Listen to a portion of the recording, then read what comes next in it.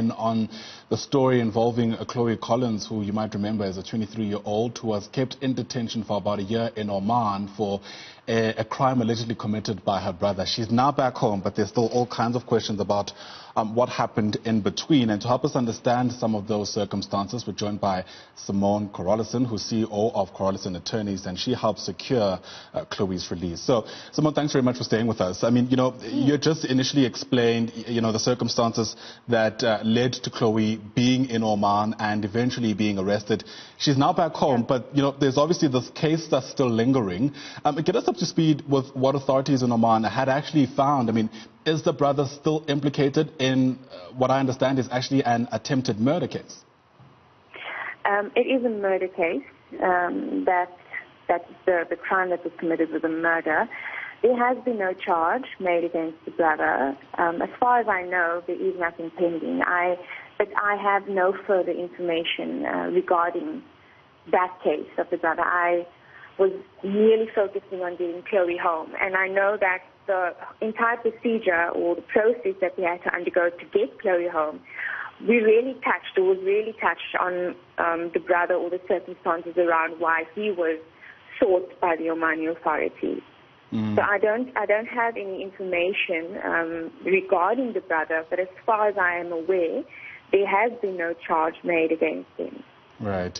Let's speak about what it took to get Chloe back. You already mentioned it. There was a lot of, support from many South Africans who've heard about the story before, etc., etc. What did it take from your end in consultation with authorities in Oman to bring Chloe back? Well, firstly, if it hadn't been for the South Africans who, helped me make a noise so that we could get the attention of the necessary parties, I don't think we would have been here. So, kudos to all the South African citizens for their support in it. But what we essentially needed to do is we needed to get our government, in Oman to firstly watch over Chloe and make sure that she was okay. And we needed to secure some sort of legal representation to assist us in Oman. Seeing that I couldn't physically go over there and do the case myself, we needed to gather a legal team to help us secure Chloe's release in Oman. And we did that through the assistance of the embassy. We did that through the assistance of amazing individuals here in South Africa who donated their time, their knowledge, who referred us to people. So it was quite a process, getting hold of the essential persons who could help us with it. But we managed to do so. We got our team in order. We got everyone who needed to be on par or on board. We got everyone's support. And we fought the fight together. So, that's essentially what we needed to do, what happened. Yeah, and we're showing sort of rolling visuals of the family during this entire journey. You can sort of see the toll it's taken on them. What next for Chloe now that she's back home? I mean, she's only 23, still, has a large portion of her life ahead of her. Do you know what, she wants to do now that she's back home?